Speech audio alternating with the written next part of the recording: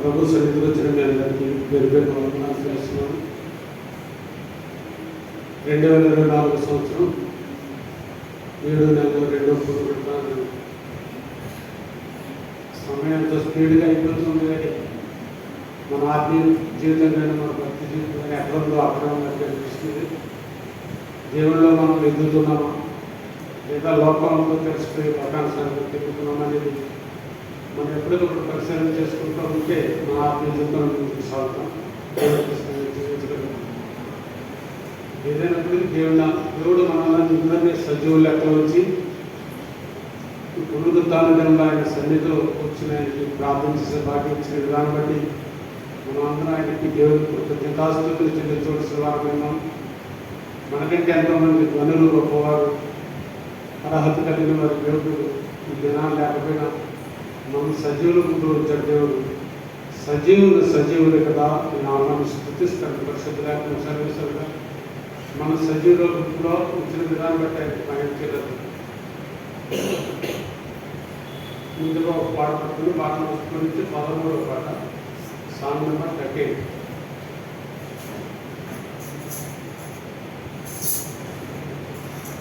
మొదటి వచ్చిన చరణం మొదటి చరణం పాడుతున్నాను. మహిమా ప్రభునికి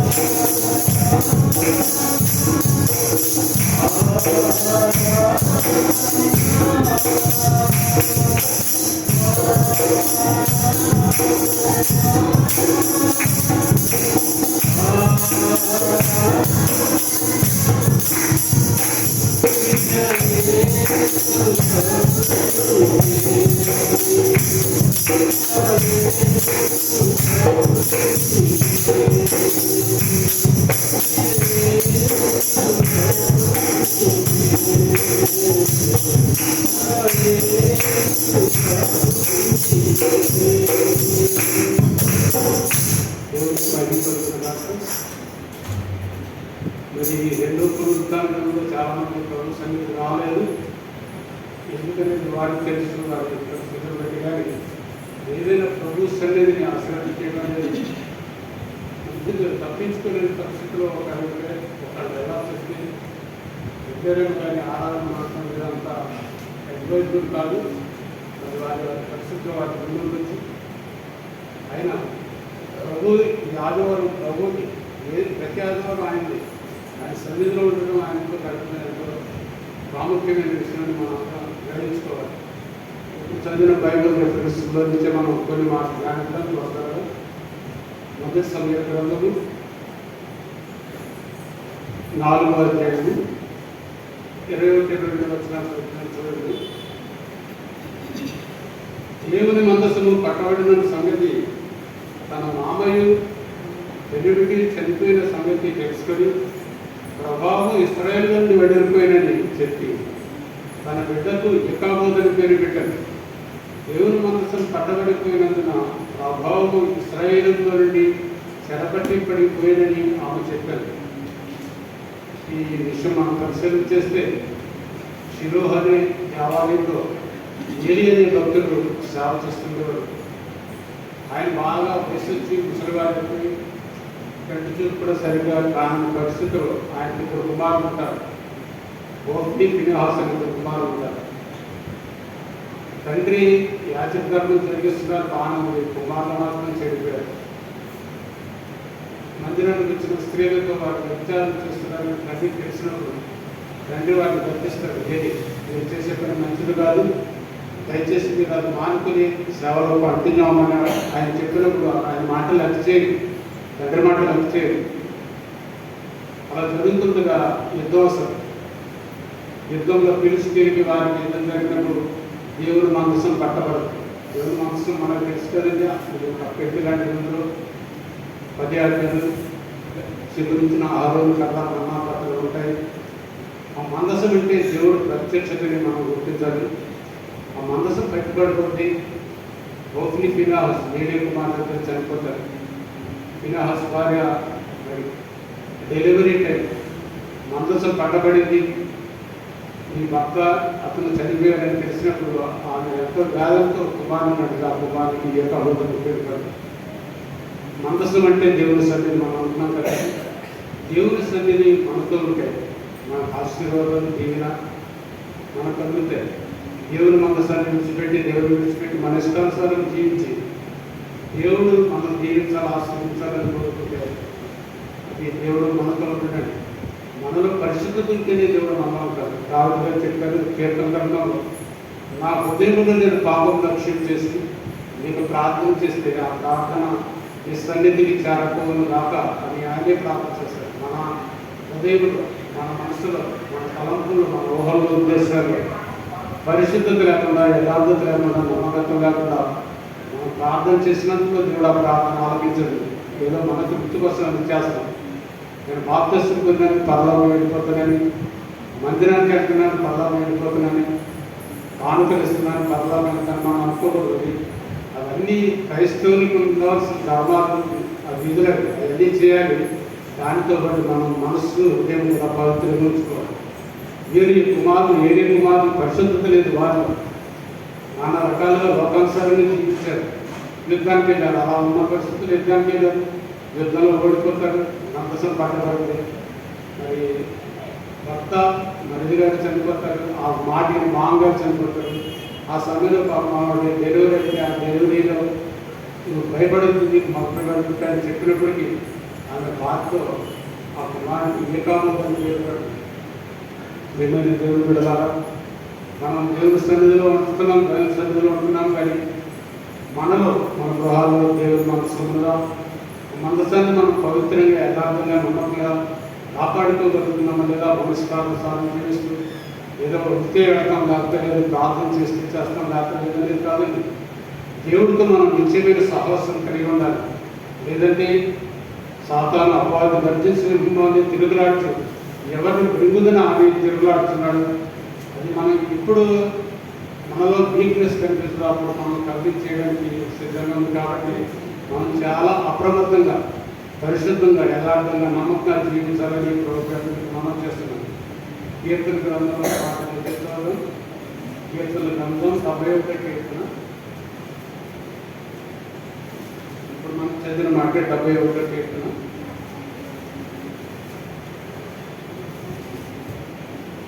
ఎనిమిదో వచ్చాడు 71:8. నీ కీర్తితోనూ నీ ప్రభావంతోనూ దినమంతయు నా నోరు తీయనని వృద్ధాప్యం ముందు నన్ను విడనాడకు. నా బలము క్షీణించినప్పుడు నన్ను విడువకు. ఆయన కీర్తి, ఆయన ప్రభావంతో దినమంతా నోరు నిలియనని మనం ఎప్పుడు మనం పలకరించిన సరే హల్లెలూయా అన్నారు. లేదంటే ఆయన స్తుతి చెల్లించే విధంగా ఉండాలి. దేవుడు భక్తుగా ఆయన అదే మాట చెప్తున్నాడు. నీ కీర్తితోనూ నీ ప్రభావ వర్ణనతోనూ దినమంతా నా నోరు నిలియాలని. మరి ఆదివారం పరిశుద్ధంగా కనబడి సోమవారం నుంచి శనివారం వరకు మనం ఆ పనుల్లో ఉన్నప్పటికీ దేవుడితో సహవాసం కలిగి ఉండాలి. దేవుడితో కనిపిస్తున్న జీవితం ఉండాలి. ఆయన కీర్తి, ఆయన ప్రభావం దినమంతా మనం స్తుతిస్తుండాలి. ఈ భక్తులు చూస్తున్నాడు, వృద్ధాప్యం ముందు నన్ను విడనాడకు.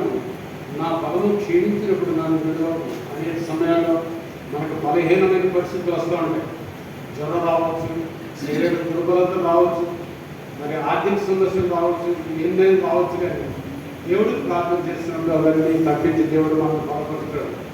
నా బలహీనత లేదు, నన్ను బలపరచేవాడు ఆయనే అంటే ఆవిడ గారు మరోసారి చెప్పారు.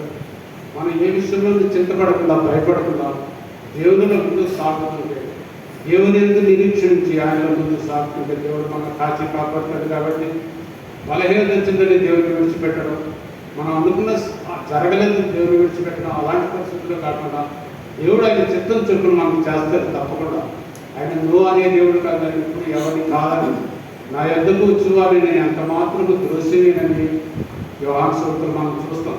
మనం ఏది అడిగినా ఆయన చిత్తంలో మనం అడిగితే దాన్ని పొందుకోగలం. ఒకవేళ ఆయన చిత్తాన్ని దాటి మనం ప్రార్థన చేస్తే దేవుడు మనమే అంటాడు కానీ దాని సమాధానం రాదు. కానీ అయినా మరి దేవుని చిత్తం మనం ఏదైతే ఆయన మనకి ఇస్తాడు. కాబట్టి మన ఇష్టానుసారంగా మనైనా శరీర ఏడ్చులు నెరవేర్చుకోవడానికి దేవుడు అడుగుతున్నారు. దేవుని చిత్త ప్రకారం మనం అడిగితే దేవుడు మనకి ఇస్తాడు. కాబట్టి మనం ఎలా అడగాలి, ఎలా ప్రార్థన చేయడం, యుక్తంగా ఎలా ప్రార్థన చేయాలి మనం నేర్చుకోవాలి. అప్పుడు దేవుడు సంతోషిస్తాడు, ఆనందిస్తాడు. 83వ కీర్తన 1-2 వచనాలతో చూడండి. కీర్తన గ్రంథము 83:1. యెహోవా ఊరకుండుము, యెహోవా మౌనంగా ఉండకు, మౌనంగా ఉండకు, ఊరకుండుము. నీ స్థితిలో అల్లరి చేస్తున్నారు, నీ ద్వేషించే వారి తల ఎత్తి ఉన్నారు, నీ ప్రజల మీద తప్పనిసరి పని ఉన్నారు. మరి దేవుడు ఊరుకోడండి, మన పక్షంగా ఆయన యుద్ధం చేస్తాడు. నువ్వు నిలబడి నీ పక్షంగా యుద్ధం చేసేది నేనే దేవుడు సెలవిస్తాడు. కాబట్టి ఆయన్ని నమ్మాలి, మనం ఆయన వాక్యాలు నమ్మాలి, ఆయన చెప్పిన మాటలు నమ్మాలి.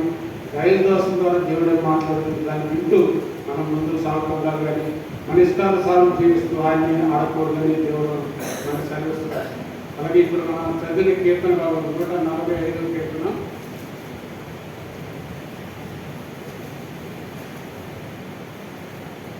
పదకొండు వచ్చిన మనం చూస్తే 145 వచ్చిన చూస్తున్నాను. మహోన్నతమైన నీ ప్రభావమును, నీ ఆశ్చర్యకార్యములను నేను ధ్యానించలేదు. మహోన్నతమైన నీ ప్రభావం, ఆయన ప్రభావం ఎంతనేది మనం కనిపెట్టలేము, లెక్కవేయలేము. గగనాల నుండి ఎత్తైన కృప, సముద్రాల నుండి లోతైన ప్రేమ, దాని లోతు ఎత్తు వెడల్పు మనకు తెలియదు. మనకి దేవుడు ఆయన చూపించడం చాలా తక్కువ. ఆయన మరి ఆశీర్వదించడం మొదలుపెట్టి, దీవించడం మొదలుపెట్టి ఆ దీన్ని మనం ఆశీర్వాదాలు మనం తట్టుకోలేమండి. నేను తెరవుగా ఎవడు మోయగలడు, ఒకవేళ నేను తెలిసి మూస్తే ఎవడు వేయగలడని యెషయాలో మనం చూస్తాం. ఆకాశవాక్యం చూపుతానని దేవుడు సెలవిస్తున్నాడు. ఆకాశమున సింహాసనము, భూమిలో పాదపెట్టిన దేవుడు సెలవిస్తున్నాడు. ఆకాశంలో ఆయన కూర్చుంటే భూమి ఆయన పాదాలకు ఒక పాద పీఠంగా, చిన్న పీఠలాగా అనిపిస్తున్నాడు. అయితే ఆయన చెయ్యంటే పెద్దదో ఒకసారి ఊహించుకోవాలి. రక్షింపనేరకుండా ఉండటానికి నా హస్తము కుదుట కాలేదు, విననేరకుండా ఉండటానికి నా చెవులు మందం కాలేదు. కానీ నీకు నాకు మధ్యలో ఉన్న ఆ పాపము అడ్డుగోడలు తీసివేసుకుని దేవుడు సెలవిస్తున్నాడు. నేను పాపని కాదు, నాలో ఏ దోషము లేదని చెప్పగల స్థైర్యం ఏ మనిషికి లేదండి. మనమందరం పాపమే. రోమాపత్రిక మనం చూస్తే అందరూ పాపం చేసి ఏ భేదము లేదు, అందరూ పాపం చేసి దేవుడను గ్రహించి మహిమను పొందలేకపోతున్నారు జ్ఞాపకం సర్వస్వం. కాబట్టి యేసయ్య ఒక్కరే పరిశుద్ధుడు. ఆయన పరిశుద్ధమైన నామాన్ని మనం ఉచ్చరించడానికి కూడా అర్హత లేని వారు. అయితే ఆయన అమూల్యమైన రక్తంతో, విలువైన రక్తంతో మనం కడిగి శుద్ధీకరించి ఆయన బిడ్డలుగా చేసుకున్న దాన్ని బట్టి ఆయన మనం అబ్బా తండ్రి అని పిలవగలుగుతున్నాం. అందుకే మహోన్నతమైన నీ ప్రభావం, మహిమను, నీ ఆశ్చర్యకార్యములను నేను ధ్యానించగలను. దేవుడు మన పట్ల, మన కుటుంబాల పట్ల, మీ పట్ల పర్సనల్గా, వ్యక్తిగతంగా, కుటుంబం పట్ల, సంఘం పట్ల చేసిన ఆశ్చర్యకార్యాలు మనకి జ్ఞాపకం ఉంటున్నాయా? అసలు మనం ఈరోజు సజీవ లెక్కలో ఉన్నామంటే ఆయన సన్నిధిలో ఉన్నామంటే ఇదే ఒక ఆశ్చర్యకార్యం. దేవుడు నాకు అది చేయలేదు, ఇది చేయలేదు కాదు అని ఆయన చిత్తం మనం దీవిస్తుంటాడు. ఆశీర్వాదాలు మనం నిరీక్షణ కలిగి, ఆదరణ కలిగి, ఓదార్పు కలిగి ఆయనతో జీవిస్తూ ఉంటే, ఆయన పట్ల చూస్తూ ఉంటే ఆయన తప్పక మనం జీవిస్తాడు, ఆశీర్వదిస్తాడు. 145 కీర్తన 11 వచ్చిన చదువుతున్నాను. ఆయన రాజ్య మహోన్నత ప్రభావము, ఆయన బలమును నరులకు తెలియజేయటకే ఈ భక్తులు నీ రాజ్య ప్రభావం గురించి చెప్పుకుంటారు. ఆయన రాజ్య ప్రభావం, ఆయన చేసిన ఆశ్చర్యకార్యాలు నరులందరూ చెప్పుకుంటారట. మనం కూడా ఆదివారం మందిరానికి వస్తున్నాము, ఆరాధన చేస్తున్నాం, కానీ మిగిలిన దినాల్లో కూడా ఆయన ప్రభావాన్ని మనం ధ్యానిస్తూ ఉండాలి. రేపు నుంచి మనం ప్రార్థన చేయాలి. చాలామంది నిద్రించిన వారు చనిపోతున్నారు, మనందరికీ తెలుసు. మరి రాత్రంతా కాచి కాపాడి రేపుని ఆయన మనం వెలుగు తెప్పించి సజీవులకు చేర్చిన విధానం బట్టి ఆయన వందనాలు చెల్లించాలి. మనం వేకుజామున ఎప్పుడన్నా వేస్తే, వెలుగు వస్తే పక్షులు ప్రపంచంలో ఉన్నాయని ఆయన స్థుతిస్తుంటే, ఆరాధిస్తుంటాయి. మనుషులమైన మనమే దేవుడు స్థుతించట్లేదని దేవుడు వాపోతున్నాడు, బాధపడుతున్నాడు. కాబట్టి నిన్ను బట్టి, నన్ను బట్టి దేవుడు బాధపడుతున్నాడు. ఆయన సంతోషపెట్టే జీవితం మానవుడు లేవడం దేవా, రాత్రంతా కాచి కాపాడు, ఈ ఉదయకాలంలో, ఈ నూతన దినంలో నన్ను ప్రవేశపెట్టాలని ప్రార్థన చేయాలి. నా దినములు లెక్కించడం నాకు నేర్పండి, నా కాలములను నీ వశంలో ఉన్నాయని భక్తులు సెలవిస్తున్నాడు. మన కాలం, మనం వేచుట, కూర్చుంట సమస్తమైన పరిశీలన చేస్తున్నాడు. కాబట్టి దేవుడు ఉన్నాడు, చూస్తున్నాడని భయం కలిగి, భక్తి కలిగి మనం ముందుకు సాగాలని దేవుడు కోరుకున్నాడు. ఆయన రాజ్య మహోన్నత ప్రభావము, ఆయన బలమును నరులకు తెలియజేయటమే ఈ భక్తులు నీ రాజ్య ప్రభావం గురించి చెప్పుకున్నారు. ఆయన రాజ్య ప్రభావం గురించి మనం ఎప్పుడు ధ్యానిస్తున్నారు, ఆరాధిస్తున్నారు. కాబట్టి ఆయన మర్చిపోకూడదు. యెహోవాను విడిచి వేరొకరిని ఆశ్రయించే వారికి శ్రమను విస్తరించిన దాకా అని పరిశుద్ధాత్మ చదివేస్తుంది. దేవుని విడిచి దేవుడికి విరోధంగా మనం ఏమి చేయలేము. నాకు వేరుగా ఉంటే మీరు ఏమి చేయలేదని పరిశుద్ధాత్మ చదివేస్తుంది. కాబట్టి ఆయనతో కలిసి మనం చేయించాలి. మనలో చదువు ఉండొచ్చు, ఐశ్వర్యం ఉండొచ్చు, ఘనఘనతలు ఉండొచ్చు, మేడల మిత్రులు ఉండొచ్చు, కాలం ఉండొచ్చు, ఎన్నున్నా అవి దేవుడి దృష్టిలో కేవలం సున్నా. దేవుడు మన పక్కన లేకపోతే ఆ సున్నాలు పిల్లలు లేనంటే, దేవుడు మనతో ఉంటే మనం ఉన్న వాటికి విలువ, అందరూ సౌందర్యం వస్తుంది. కాబట్టి దేవుడు మనం ఘనపరుస్తూ ఉండాలి, ఆయన ఘనపరిచే వారికి ఉండాలి. ప్రియమైన నా కుమారుడు, కుమార్తె, నీ హృదయం నాకేమని వేసుకెళ్ళడంలో మనం చూస్తున్నాం. అన్నీ ఇచ్చే వాటికంటే ముందుగా హృదయం దేవుడికి ఇస్తే దేవుడు సంతోషిస్తాడు. హృదయం యథార్థమైన ఉండాలి. నిర్మేబద్ధం మనం తెలుసు. హృదయం బహు కపటం కలదని మనం చూస్తున్నాం. అది ఘోరమైన వ్యాధి కలదు. ఆ వ్యాధిని తగ్గించాలంటే పరిశుద్ధ గ్రంథం, దేవుని వాక్యమే తప్ప మరి లోకంలో ఏ మందులు మనకు పనిచేయదు. కాబట్టి ప్రియమైన దేవుని సంగమ, దేవుని బిడ్డ, మన హృదయం దేవుని సరిగా ఎదురుగా సరిగా ఉన్నదా లేదని మనం ఆలోచించుకుందాం. యెషయా గ్రంథం 2వ అధ్యాయం 20 వచనం చూడండి. యెషయా 2:21.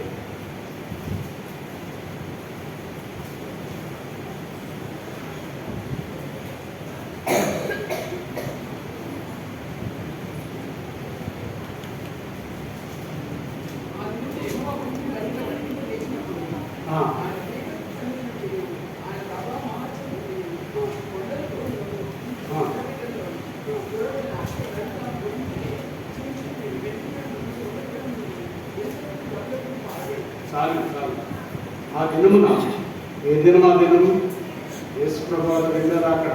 ఆ దినములో, ఆ దినమున యెహోవా భూమిని గదగద ఉడికించనిచ్చినప్పుడు ఆయన ఏకర సన్నిధి నుండి ఆయన ప్రభావం మహాత్మ్యం నుండి కొండల గుహలలోను బండ పీఠలలోను గౌరవులైన ఆశతో నడుము తాము పూజించుటకై చేయించుకున్న వెండి విగ్రహములను సువర్ణ విగ్రహములను ఎలుకలతో గబ్బిలములకు బారవేయడు. ఇప్పుడు గోల్డ్ బంగారం తులం ఎంతంటే ₹1,00,000 దగ్గర. వెండి కూడా అలాగే. ఈ ప్రపంచం చాలామంది బంగారం ఉన్న వెండి అన్న చాలా ఇష్టం, కానీ అవన్నీ మనకు రావద్దు.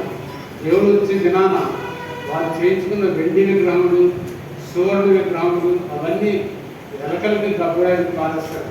మనందరికీ తెలుసు. నరేంద్ర మోదీ గారు వచ్చినప్పుడు 500 నోట్లన్నీ రద్దు చేసినప్పుడు రోడ్ల మీద పడేశారు. ₹500 కట్టలు నోట్లు. మేము సమర్పుకున్నాము. ఒక పెంట కుప్పలో ఆ పెంట క్లీన్ చేస్తున్న అందులో ₹500 కట్టలు కనిపిస్తుంది. అలాగే మన బంగారం కానీ వెండి కానీ ఈ మేడలు కానీ నిధులు కానీ మనకు ఉన్నదేది అంత ఉండదు. కానీ దేవుడు వచ్చినప్పటికీ ఆయన ఎదుట మనం నిష్కళంకులుగా నిర్దోషులుగా మనం కనపడితే బాగానే ఉంది. కానీ ఒకవేళ కనపడకపోతే ఈగతే మనకు పడుతుంది. మనకున్నవన్నీ పారవేసిన మనకు రక్షణ దొరకదు. ఇంత గొప్ప రక్షణను నిర్లక్ష్యం చేసిన మీరు ఎలా తప్పించుకుంటారని పరిశుద్ధంగా సెలవుస్తుంది.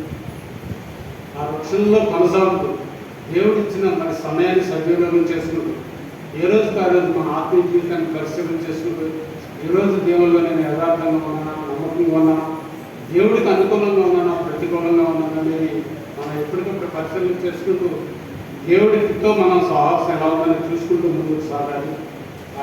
అలాంటి భాగ్యం మనం ఉంటే దేవుడు పక్కన మనం జీవిస్తాడు. ఏహెజ్కేలు గ్రంథంలో ఒక మాట చూడండి. ఏహెజ్కేలు గ్రంథము 3:22. ఏహెజ్కేలు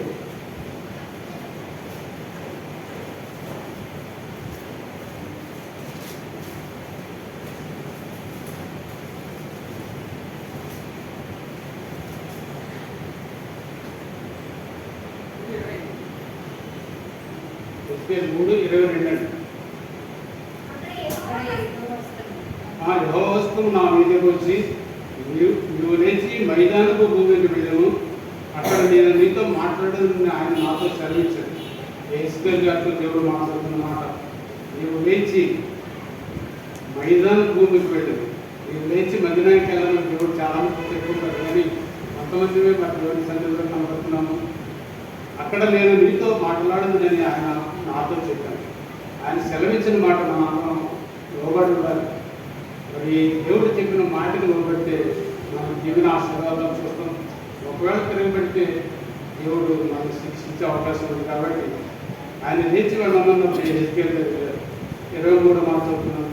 నేను లేచి మైదాన భూమికి వెళ్ళగా కెబారు నది దగ్గర యెహోవా ప్రభావం నాకు ప్రత్యక్షమైనట్టు ఆయన ప్రభావం నిలబడి నాకు ప్రత్యక్షమైనది. ఆయన ప్రభావం అప్పట్లో ప్రవక్తలు దైవదాసులు అందరూ దేవుడు ప్రభావాన్ని చూడగలిగారు.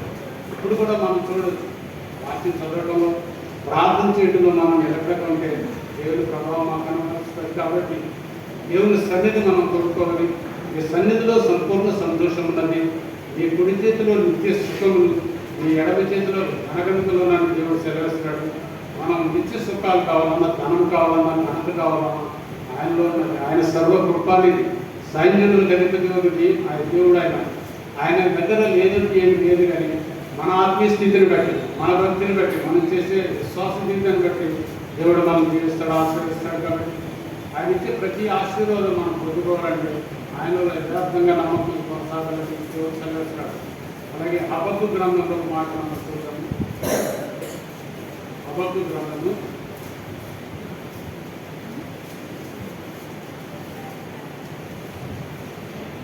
3:5 చదవలేదు. వాణిజ్యం చదువుతుంది. దేవుడు తేమానులో నుండి బయలుదేరుతున్నాడు.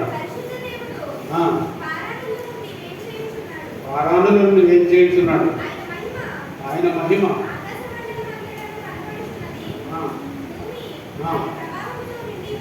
భూమి ఆయన ప్రభావంతో నిండున్నది.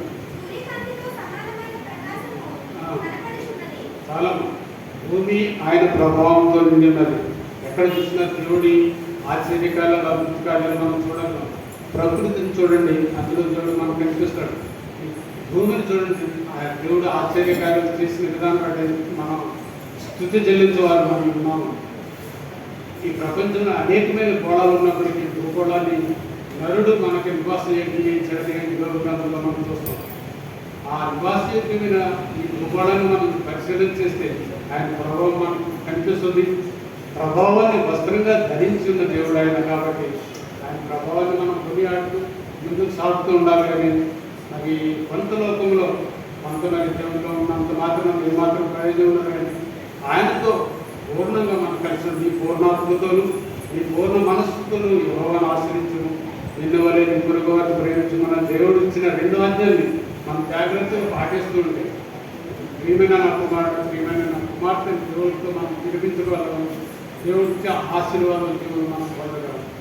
లోకాసువార్త ఒక మాట చూద్దాం. మనం లోకాసువార్త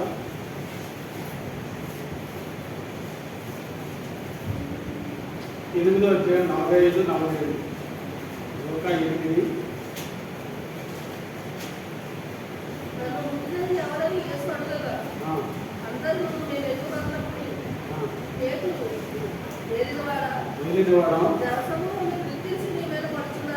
జనసమూహములు కిరికిరిసి నీ మీద పడుతున్నారు అనగా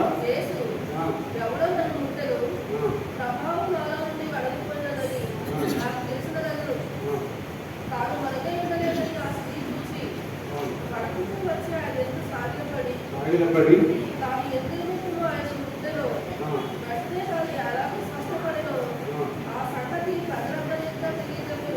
చాలము.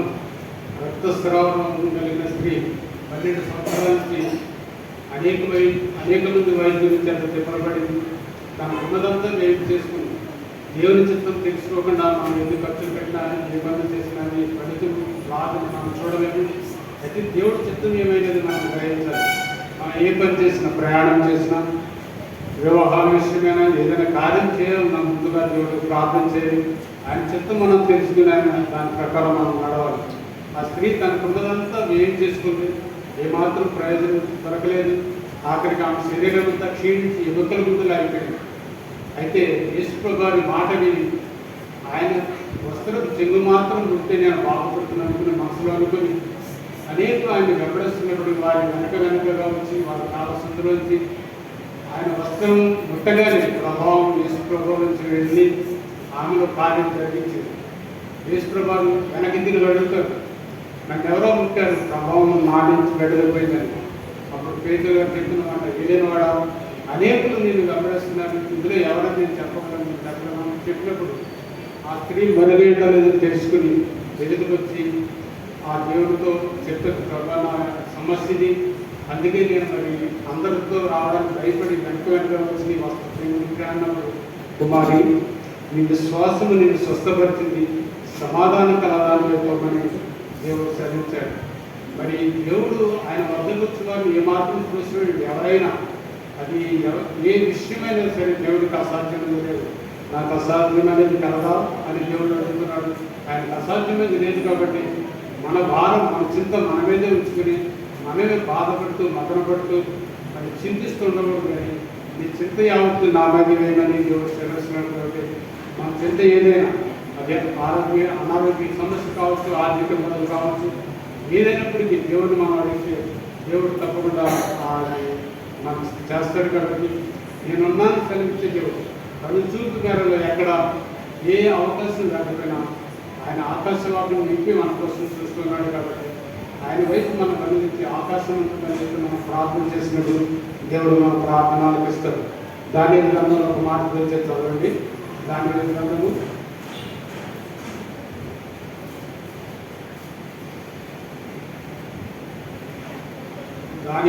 4వ అధ్యాయం 30-31. దానియేలు 4:30-31.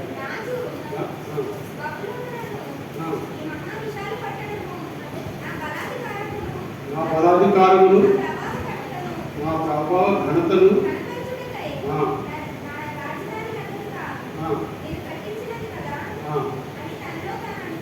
చాలండి. నెబుకద్నెజారు నుంచి మాట మనం చూస్తున్నాం. ఆ బబులోను పట్టణం చూసి ఇంత విశాలమైన నగరాన్ని నేను కట్టించాను కదా, ఇదంతా నా ఘనత, నా ప్రభావం అనుకుంటారు. నిజమే, మనుషులు కూడా అలా అనుకుంటారు కదండి. నాకు ఉద్యోగం ఉంది, ఆ ఉద్యోగం నేను చదువుకున్న దాన్ని బట్టి నాకు వచ్చింది, నా క్వాలిఫికేషన్ బట్టి వచ్చిందని అనుకుంటాం. బలం ఉంటే ఆ బలం అంతా నాదే అనుకుంటాం, మనకు సంపాదన ఉంటే ఆ సంపాదన మనం అనుకుంటాం. కానీ కాదండి, దేవుడు మనకు అనుగ్రహిస్తే తప్ప ఏమి మనం పొందుకోలేదు. ప్రసంగి గ్రంథం 2:7 ఒక మాట చేయకండి, ప్రభు చిత్తం కాకుండా ఎవడు భోజనం చేసి తృప్తి పొందగలడు. ఎవడు చిత్తం ఉంటే నేను మనం భోజనం కూడా చేయలేము. నువ్వు లేచిగా కూర్చుంటుట, నీ నడక నీ పడక సమస్తం నేను పరిశీలన చేస్తున్నాను లేఖనం సెలవుస్తుంది. కాబట్టి ప్రేమైన సహోదరుడు ఈ నెబుకద్నెజరు రాజు బబులోను ఈ మహాపట్టణం, విశాలమైన పట్టణం నా పదాధికారమును నా ప్రభావమును కనపరిస్థితిగా నా రాజధాని నగరుగా నేను కట్టించింది నేను కదా అని అనుకున్నాను. అప్పుడే మరి ఆకాశం నుండి దేవుడు మాట్లాడతాడు. అతను ఉన్నదంతా పోతే ఆ ప్రభావం అంతా పోతే అడవిలో కొనుక్కోబడతాడు, పశువులతో ఉంటాడు. కొన్నాళ్ళ అబ్బాయి కోసం మనం గర్వించకూడదండి. గర్విస్తే నాశనానికి ముందు గర్వం నడుస్తుంది, పడిపోవడానికి ముందు అహంకారమైన మనసు ఉంటుందని దేవుడు సెలవుస్తున్నాడు. కాబట్టి విధేయత కలిగి లోబడి ఆయన చిత్తాన్ని లోబడి మనం జీవించినట్లయితే దేవుడు మనకు సహాయం చేస్తాడు. ఈ నెబుకద్నెజరు రాజు చూసి మనం నేర్చుకోవాల్సిన పాఠం, మరి ఏ విషయంలోనూ అతిశయపడకూడదు. ఏదైనా దేవుడు మనకి ఇచ్చింది అని మనం దానిలో దేవుడు మహిమపరుస్తూ ముందుకు సాగితే దేవుడు మనకు సహాయం చేస్తాడు. అక్కడికి ఇంకో మాట్లాడడం హోషేయ గ్రంథము 10:3 హోషేయ 10:3 చదవండి.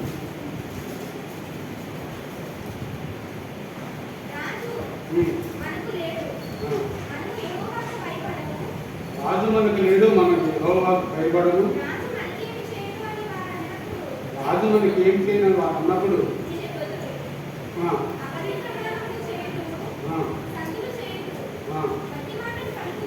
గట్టి మాటలు పలుకుతారు.